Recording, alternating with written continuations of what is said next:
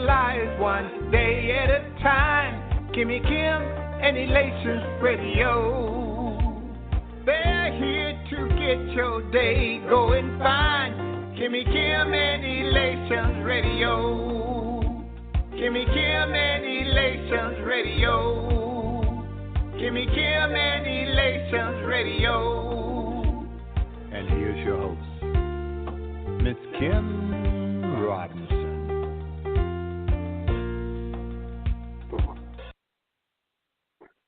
Well, hello. I hope y'all ready. This is Charles McCutchen, your favorite entrepreneur. How y'all doing today? Tonight, wherever you are. I'm going to dive right in. I'm not playing. I'm not wasting no time. And I know some people are going to be getting on late because, hey, that's just what people do. We're talking real estate today, family. We're going to speak on real estate. We're going to speak on a few things. I look at the no money down real estate. We're going to speak on a couple of things that get people started, get people moving in the right direction, how to break into the commercial industry. I know people want to do that, how to do the no money down deals, how to find cash buyers, how to never run out of leads. I'm going to work as fast as I can to get through, what I can, just to give y'all some insight. And before I go into all of this, I'm going to start with who I am because some of you may or may not know me. This is Charles's Corner. I want to say welcome if this is your first time. Every Monday, we get on here and we talk financial freedom. That's what it's about. It's all about financial freedom. So my name is Charles McCutchen. I'm a best-selling author. I have a couple of books out there, and I am a real estate investor and a developer.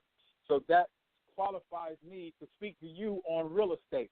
I'm a monster in the real estate industry because I started way back before the bubble burst, and I started real estate doing it the wrong way, and I'll go through that in a little bit. But I started doing real estate the wrong way, and then I learned how to do the no money down instead of putting up my $20,000 or $30,000 and then rehabbing and then taking 6 to 9 months to get my money back out and then doing it again. That's how I started. I have a nonprofit, a CEO of a nonprofit helping homeless veterans. I'm a motivational speaker. I travel the country speaking to universities, churches, whoever will have me.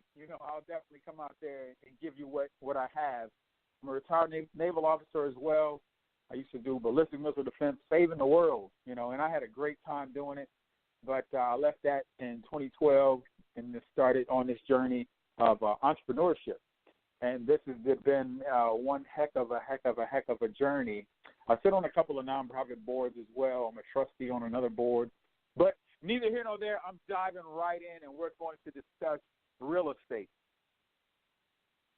Tell y'all how I started, and now, you can kind of take what the mistakes that I made and then turn it into wins for yourself. So you don't have to go through all the nonsense that I had to go through.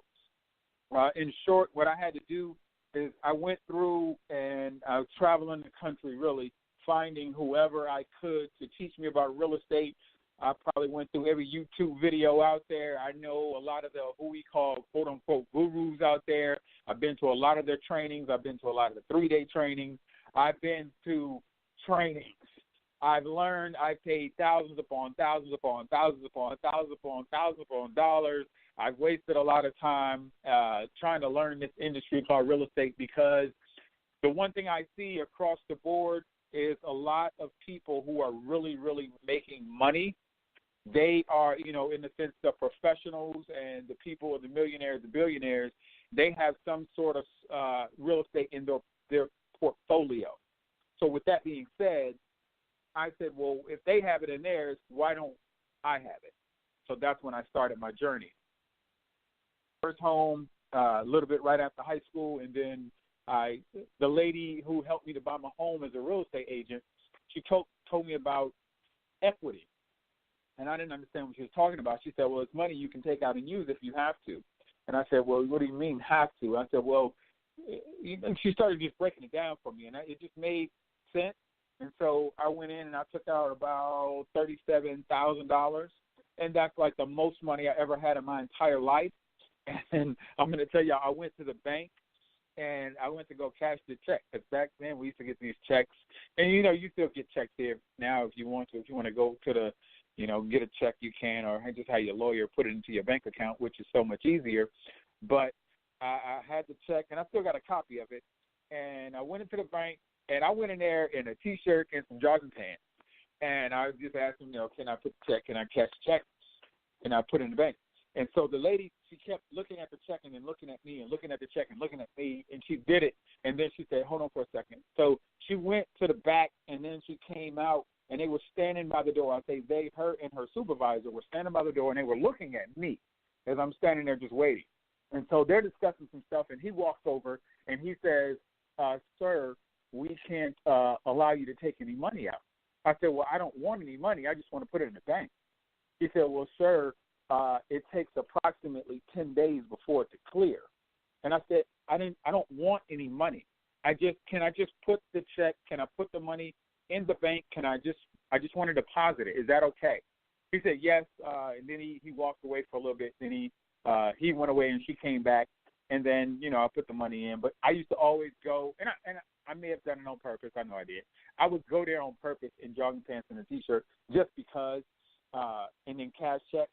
And then one day the lady was like, you're always cashing these checks. And I was like, I know. She was like, she leaned in and whispered to me. And she was like, what do you do? And I said, I cash checks. And then we just both laughed and stuff like that. But it was real estate. That's where it started my journey out. And then in 2007, I became a loan officer. Like the beginning of 2007, I became a loan officer, and loan officers were killing it. Oh my gosh, we were killing it. And as far as in the industry, and I was like, well, I might as well do this. So I started making money doing loan officer and real estate, and then I was still in the military at the same time. Go figure. And I was going overseas, and I was about to buy another house. And I was like, it was about, I would say $20,000 or $30,000 profit in there. And I was about to get it. And I was like, oh, should I do it? Should I do it? And I'm glad I didn't, because I was my own, one of the faults I made, I was my own person that was fixing up stuff around the house. So I can fix a garbage disposal, the toilets, I can do drywall. I mean, I was that guy. That's what I did. I know how to do it. I don't do it anymore, though. But I didn't have anybody back here that can do it. You can't trust a lot of people to make sure they're going to do what they say they're going to do. So I just stopped, and I just held what I had, and I just stopped and went overseas. And then in 2008, the market crashed and everything, and everybody went it was chaos. I survived. I didn't have that many properties, so I was able to survive that. And then I started learning. I didn't get back in the market probably until like 2010, only because I was like, well, no, I'm going to just wait and see what's going on with it. But the market, this is what I learned about the market, y'all. The market, the real estate market will always be relevant, and this is the reason why. If we live in houses, the market is always going to be relevant because somebody's going to always have to rent or buy a home. Not necessarily have to buy, but people have to live in houses and they have to pay some type of rent. So the way I do the no money down, it's like a rent type of program, but you can get in trouble if you do it the wrong way. I'm going to tell y'all straight up, I'm not giving any legal advice right now as I speak to you. This is not legal advice. This is just information, and I need you to go do your due diligence. I need you to get with somebody that's a professional. I need you to get the right information and do your own due diligence and research on this program or information that I'm going to give you. So like I said, I travel around the country getting the best information, and I'm just going to go over I'm going to run through some things just so you can have an idea, and then I'm going to go back and try to pinpoint it because you can't learn real estate in an hour. And some people want me to inbox them, hey, can you inbox me? I'm like, yeah, I can inbox you, but I can't inbox you real estate. I've been doing real estate since before 2008. You can't get the knowledge that I have in an email. It's not going to work, family. And so, I mean, you won't even get it in a book. You can get dangerous by getting a book and reading it, but to do real estate, you have to do real estate. That's the best way I can tell you. So real estate consists of marketing, buyers, sellers, doing repairs, funding, appointments, looking at your power team and contracts. And a lot of that scares people because everybody tries to do everybody's job. So 5 steps. Step number 1, locate prospects. I call them prospects because they're going to be leads that you can use to actually get to a house. I say get into or get a contract. And a lot of people like to be, use the right terms. Get a contract. Step 2, pre-screen your prospects, or look at the houses that you're getting and look at the offers and things like that. Step 3, construct and present offers. If you're not presenting offers, you're not doing real estate. I know some people still doing going to all these doggone seminars. They've been doing it for 3 years, haven't done one doggone deal. That does not get you a deal done, family. But you don't have to do a deal to make money either. I'm going to put that out there. Step number 4, you have to follow up, and then step number 5, you have to close. Now, the biggest thing for me in any industry, I don't care if you're in the real estate industry, in a funeral home, if you have a barbershop, it's always marketing. Marketing should be 75% of your business. That's why a lot of us are not winning, because we don't market, and we don't market effectively. So things, when I say marketing, it shocks some people. Like, well, I don't really want to do that. And I tell people, if you don't want to market, you can't win. So marketing in the real estate world, we have direct mail. When you send it out, some of y'all get that in the mail, but we throw it away. and a lot of people say, well, I sent it out one time and that's it. Nobody called me. Do it one time. Direct mail costs money. So that's just one of the things out there. Using the internet, using all the free stuff on the internet that they give you. If you're not on Facebook doing real estate, doing the ads and doing ads effectively, you're losing. Business cards, you have to have business cards that can give you leads. Bandit signs. Bandit signs are just the signs. Now y'all going to see them out there. We buy houses, all that kind of stuff. Those are bandit signs. Magnets on your car, if that's what you want to do, or door knocking. A lot of people don't want to door knock. A lot of people don't want to put out bandit signs. Somebody has to do it. I used to be out there 1, 2, 3 in the morning putting out doggone bandit signs. You don't want to do it. Nobody wants to do it. That's the difference between successful and unsuccessful people. Somebody has to do it. Successful people are just going to just make it happen. If you do it, great. If you don't want to do it, somebody else is going to do it. So this is what I see and this is what I hear. And let me explain to y'all this. When you're doing real estate, stop with the terminology in real estate, or they're not going to take you serious. And I hear it on the commercial side, and I hear it on the residential side, and people just don't have a clue. It's like it's not funny to me. I don't laugh at it. I will pull people aside. I will inbox people and say, hey, that thing you just posted, you might want to say it this way, and this is the reason why. Because once we understand why, then we can move forward. So some types of real estate, you can wholesale, you can rehab, you can lease option, you can wrap around, you can subject to, you can owner finance. And I know I'm just running through this stuff. So when somebody tells me I'm a wholesaler, let me tell you what you're telling the world. If you're telling real estate agents and realtors, you're telling them you're broke. You're telling investors you're broke.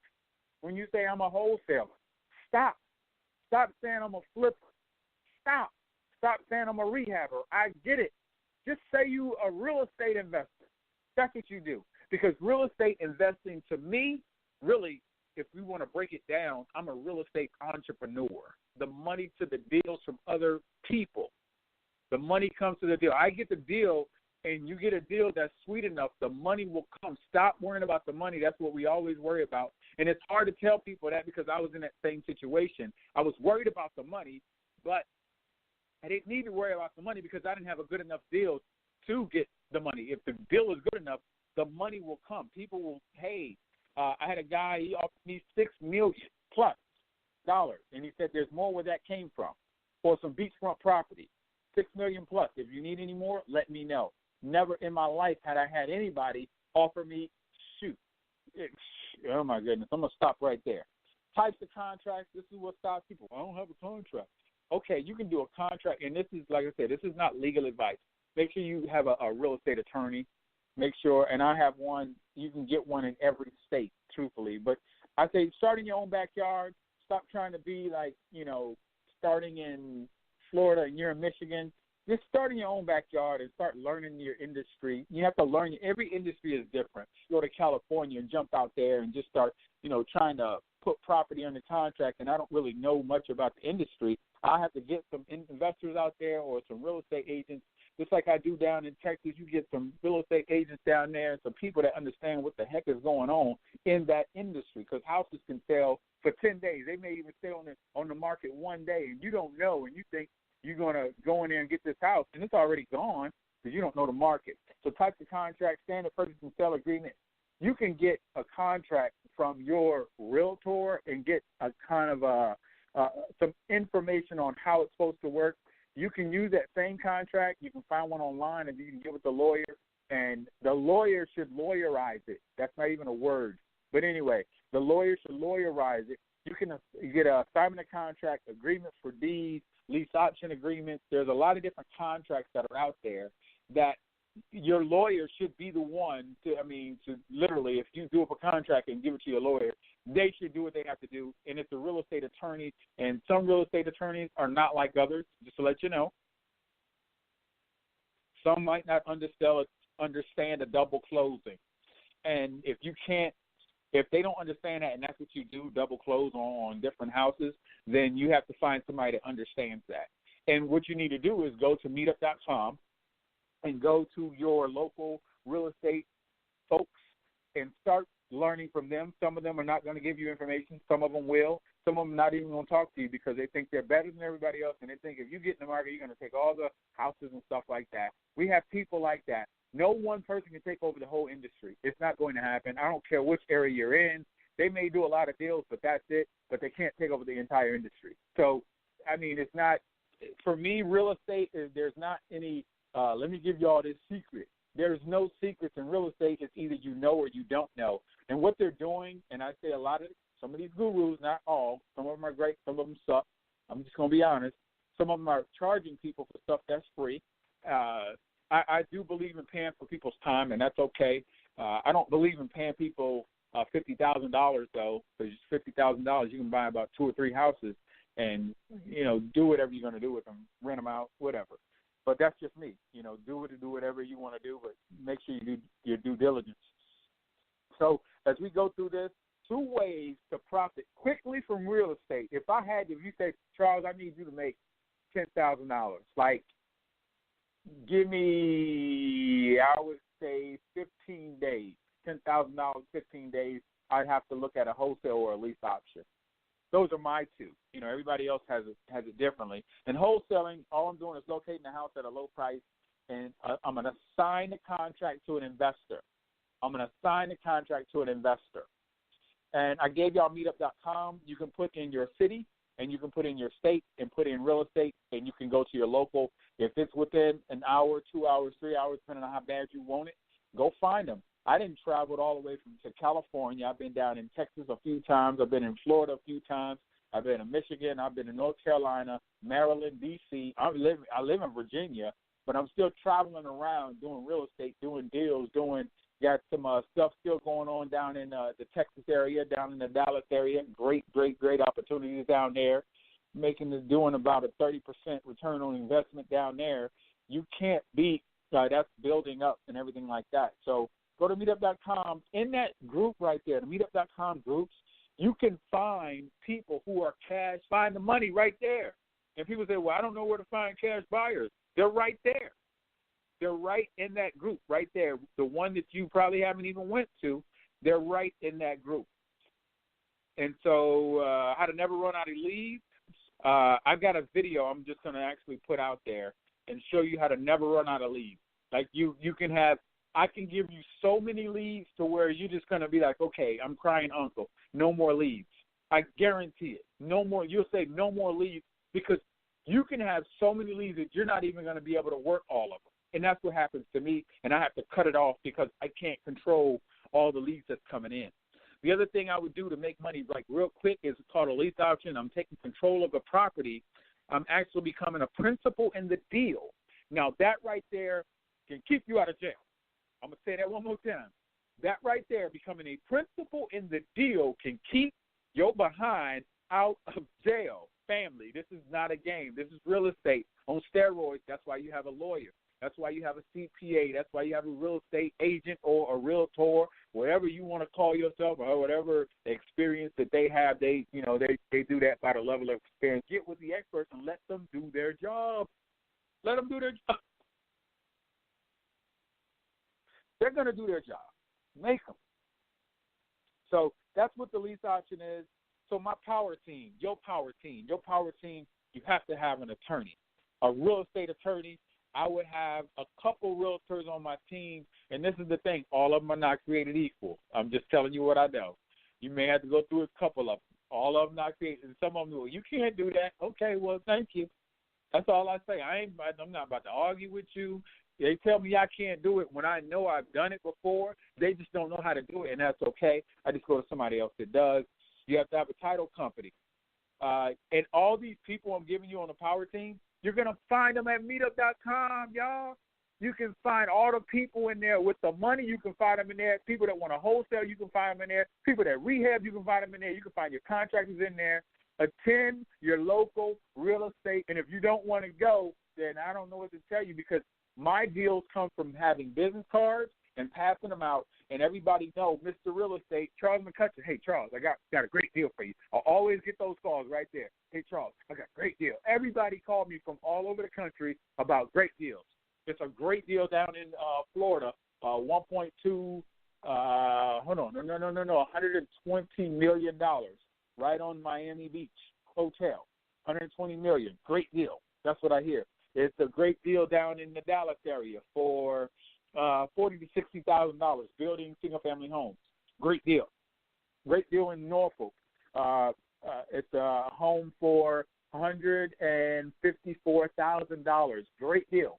So it's great deals all across the country, but you just have to be a part of it. It's great deals up in Indiana. They have houses for $15,000. Deals in Michigan for $15,000, $10,000, $5,000. So it's great deals. But the thing is, if you don't know what the heck to do with it, you're kind of just wasting your time if you don't know what you're doing. That's the thing.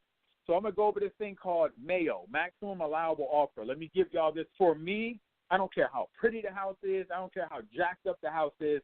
I'm going to run the freaking numbers. Run the freaking numbers. If you're not willing to run the numbers, you're going to lose. Let me tell you how I look at it. It's like a booger.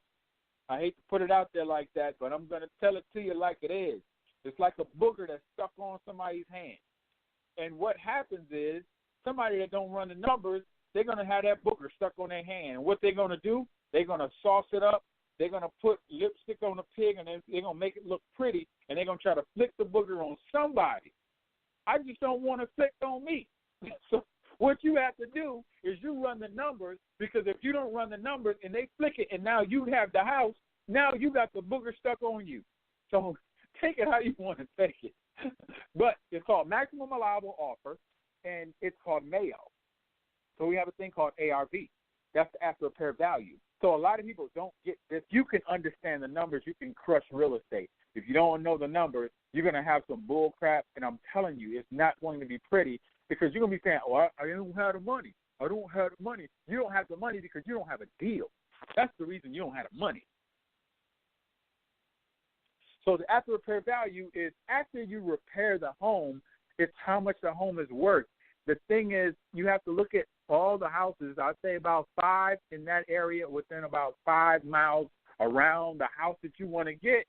Look in that area and houses that have sold that have comparable, or we call it comp, they're comparable to that house. So if you have a 3-bedroom, 2-bath, you need to look for a 3-bedroom, 2-bath. Don't look for a 5-bedroom. Don't do that's it. It's not comparable. All you're doing is comparing it. So if you have a house out there for $155,000, and this is knowing your area. So I'm gonna put a caveat on this, to know your area. If you don't know your area, these numbers are going to be skewed. I'm just telling you what I know. So what I do is take the ARV, after repair value, multiply by 0.65. It equals some number minus repairs equals my maximum allowable offer. Now, that 0.65 can change to 0.70.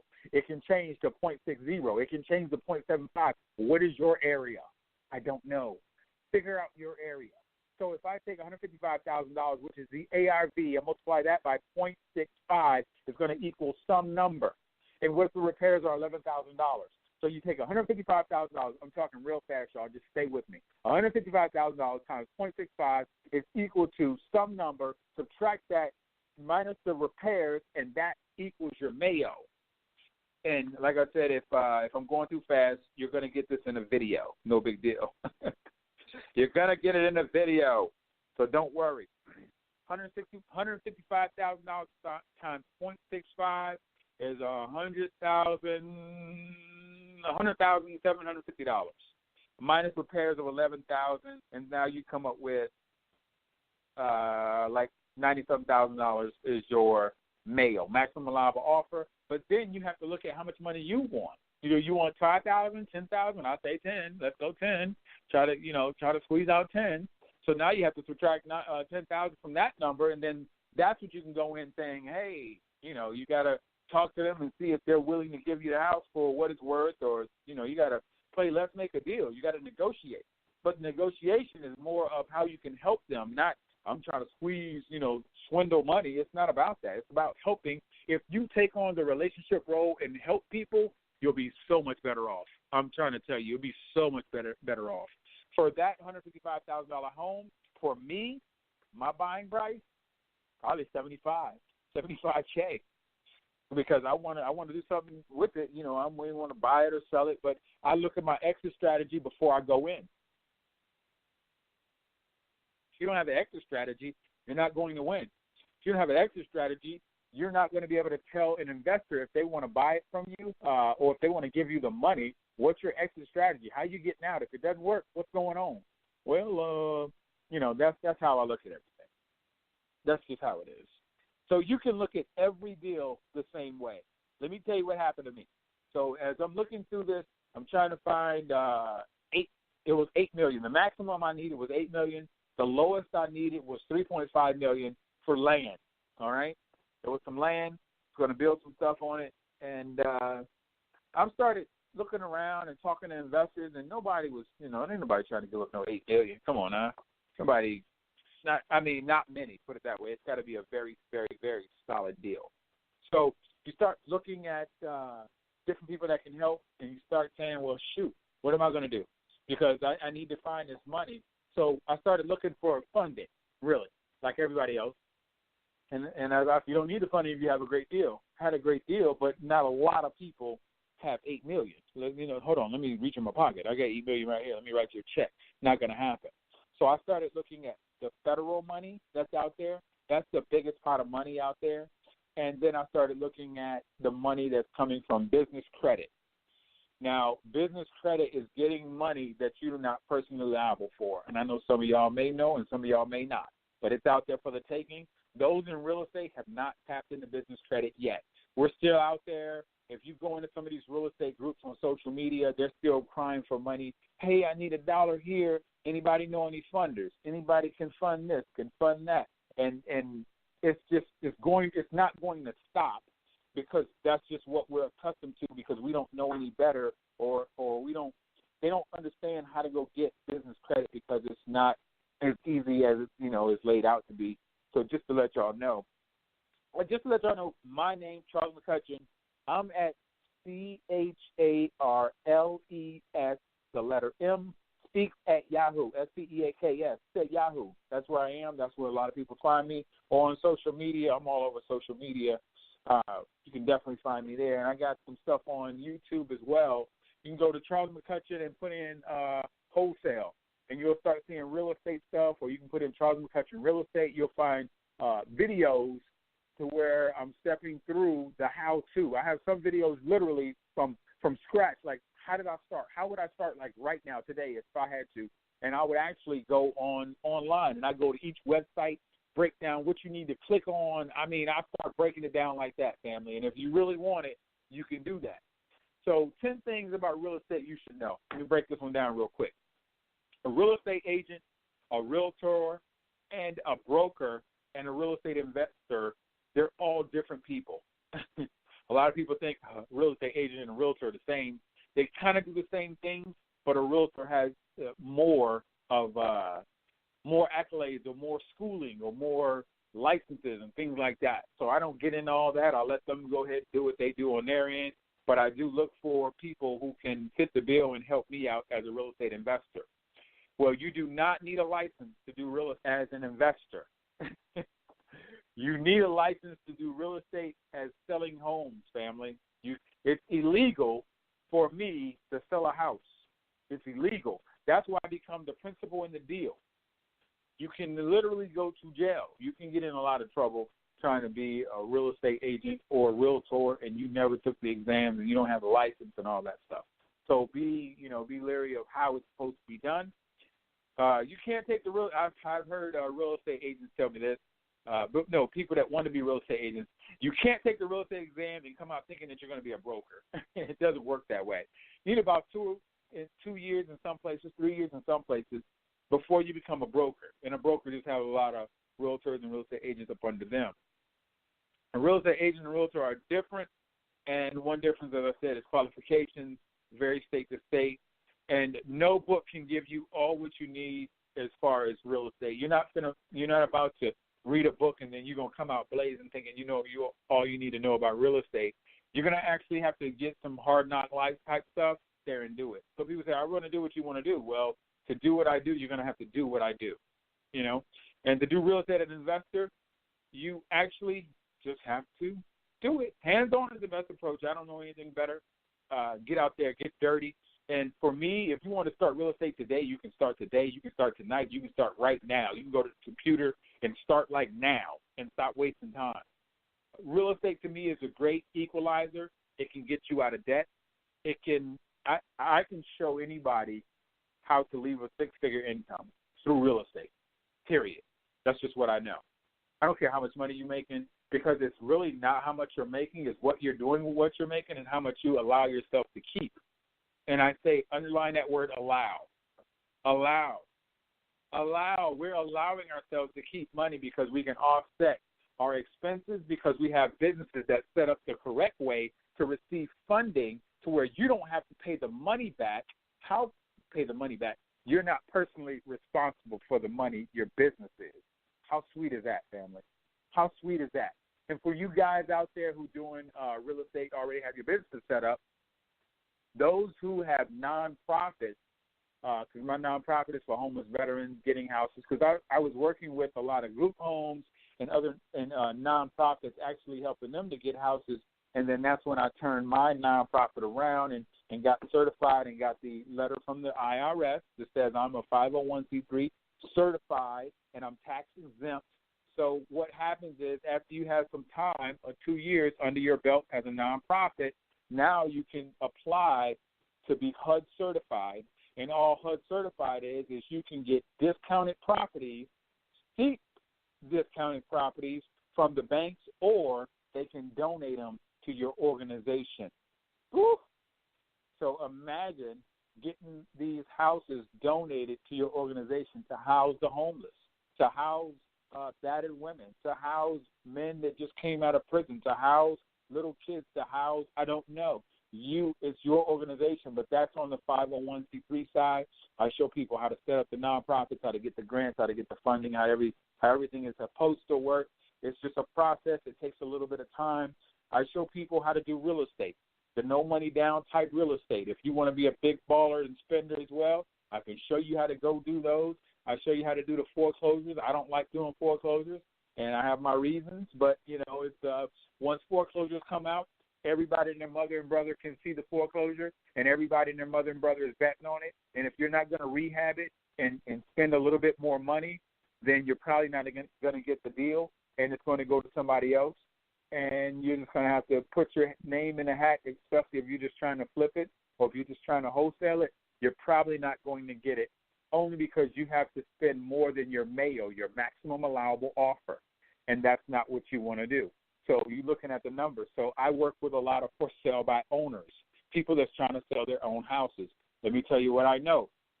Across the country, banks are loaning money out to about 19% of us.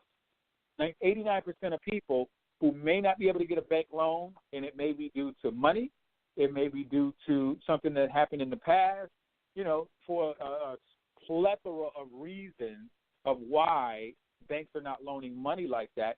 So I tell people, well, why don't you get business credit? Because it separates your credit score, because banks worry about your credit score, business credit, true business credit, you don't have to worry about credit score. You can have a 350 and still get business credit.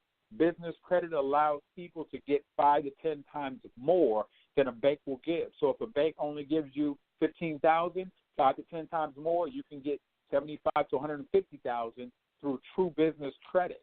So I'm learning as I go, and I'm telling you, it's like a whole other world when you start learning all this stuff. Learning the lingo in real estate is so crucial. The other piece of the puzzle is commercial deals. Now, a lot of people talk about commercial, and some do it, some don't. Some do hotels and everything like that. The thing is, it's the lingo, family.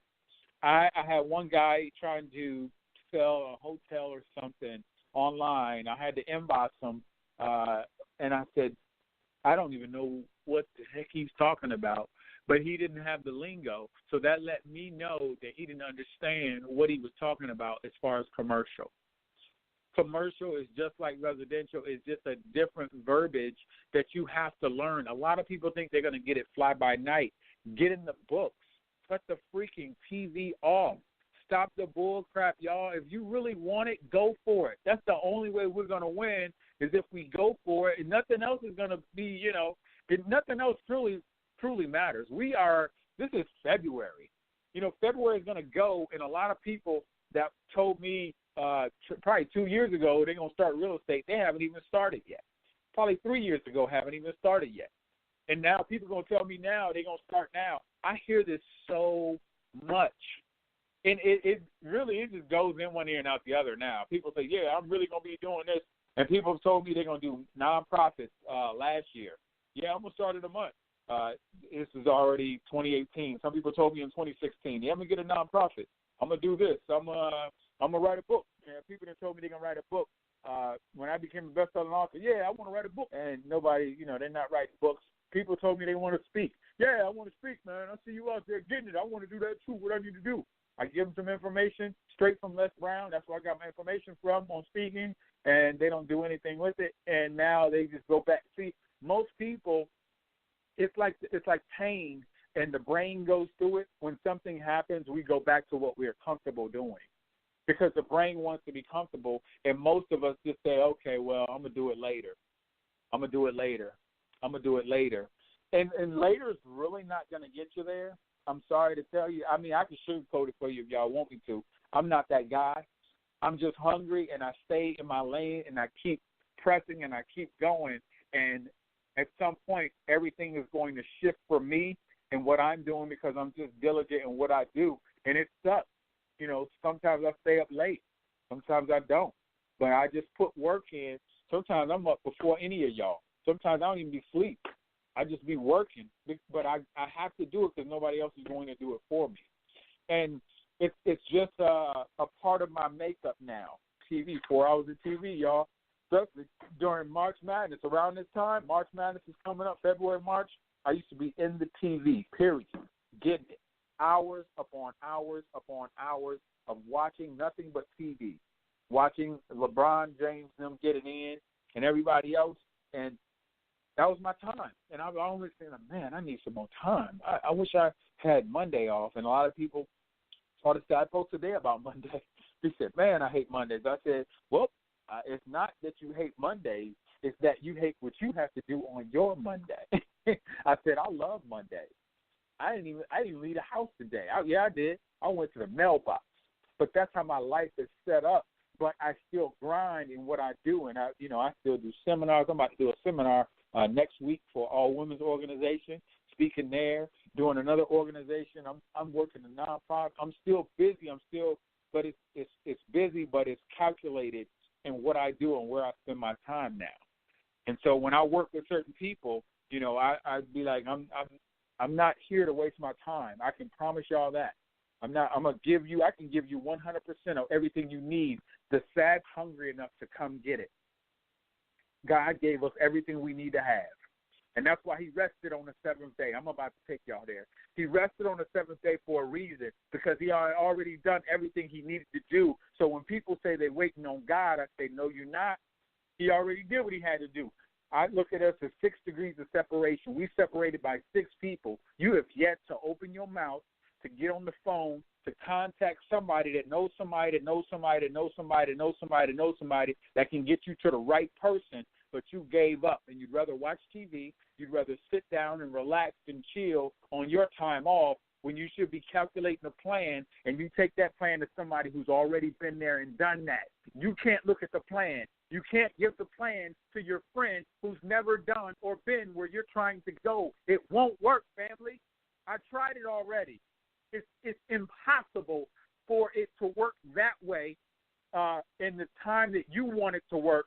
So it's going to work for you if you're doing it that way, but give it some time. Give it a couple of years if you want to do it that way, or you want to get the blueprint and get somebody who's been there, done that. You can go to a concert. You can travel all around the country, but you can't go see a Les Brown. You can't go see a Dr. Eric Thomas, a Darren Hardy.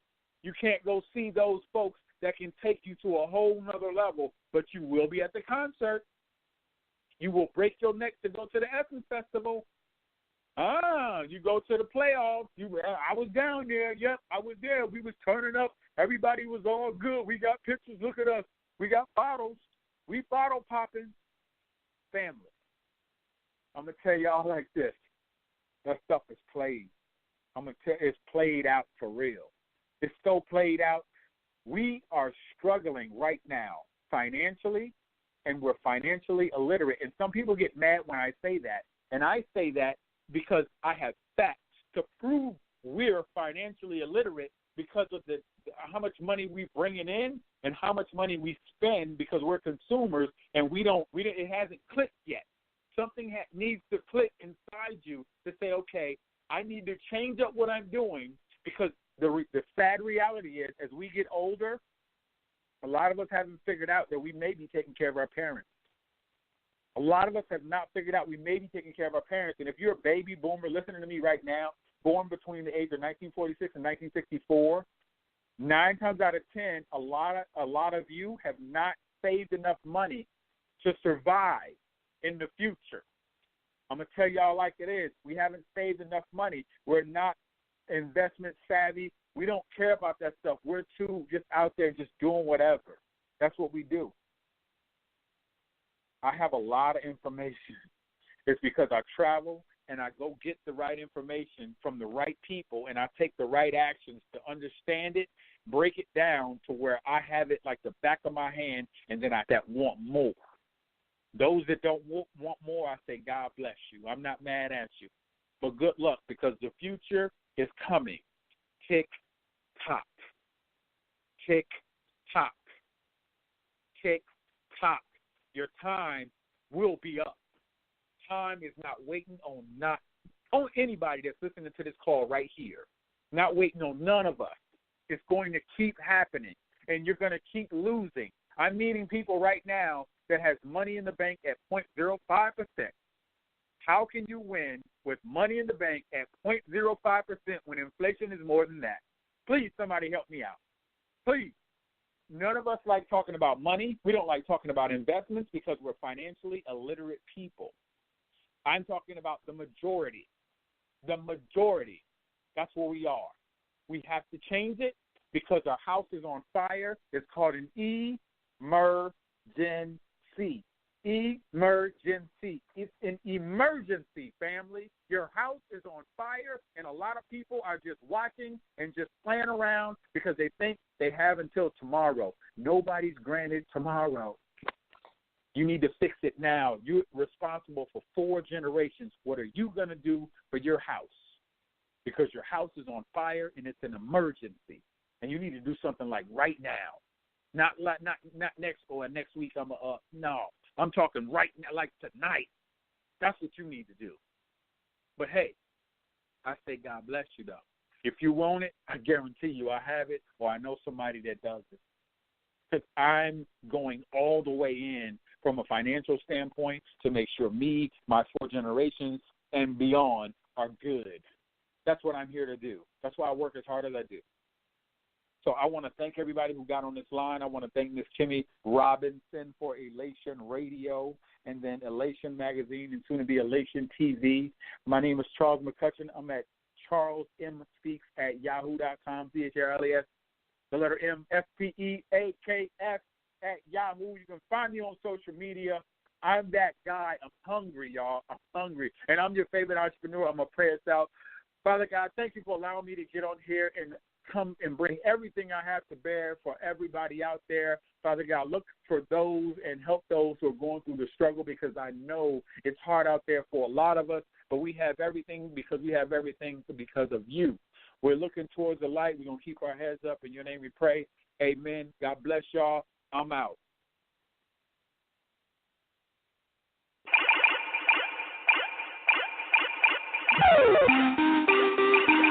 That's right.